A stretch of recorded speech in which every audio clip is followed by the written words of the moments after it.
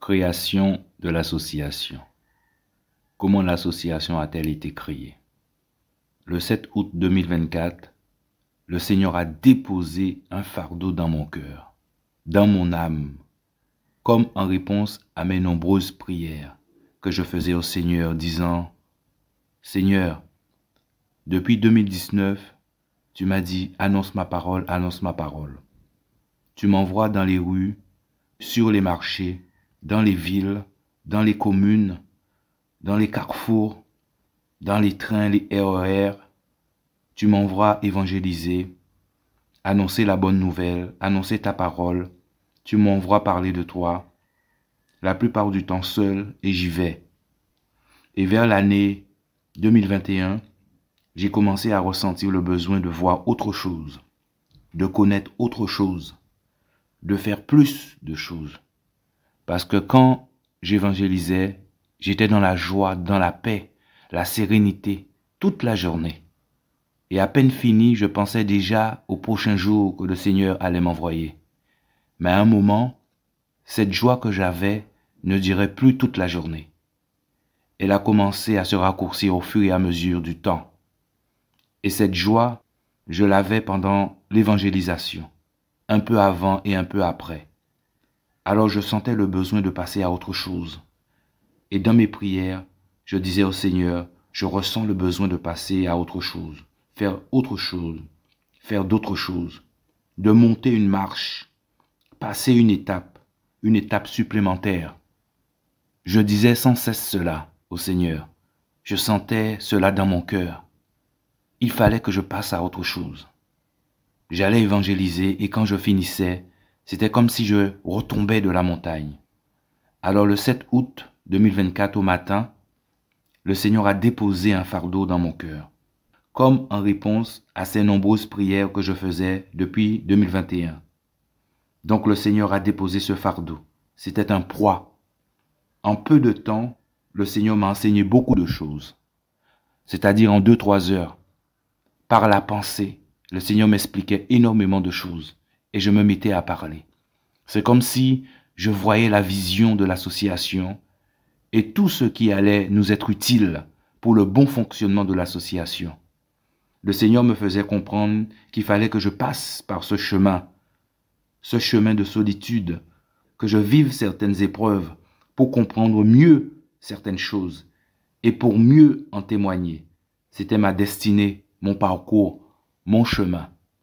Et l'une des choses que le Seigneur m'a fait comprendre, c'est que il me disait qu'il faut créer une organisation, une structure pour faire avancer la vision qu'il m'a donnée. Il me disait, c'est ça aussi porter du fruit, faire fructifier les dons et les talents qu'il nous a donnés. C'est ça que le Seigneur me faisait comprendre. À travers cette structure, cette organisation, on va voir autre chose. Il va nous montrer autre chose. On va toucher plus de gens. Il va toucher plus de gens à travers cette organisation. Il va nous donner des choses. C'est lui qui a donné la vision. Il va aussi nous donner la provision, c'est-à-dire les moyens de faire avancer la vision. Et c'est ça que le Seigneur m'a demandé de mettre en place.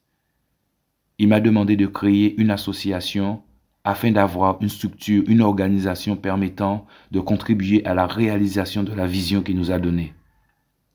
À travers cette association, le Seigneur veut unir, mettre ensemble divers dons et talents à travers différentes actions, différentes missions, à travers différentes choses qu'il a préparées d'avance pour ceux qu'il aime, tous au service de la vision.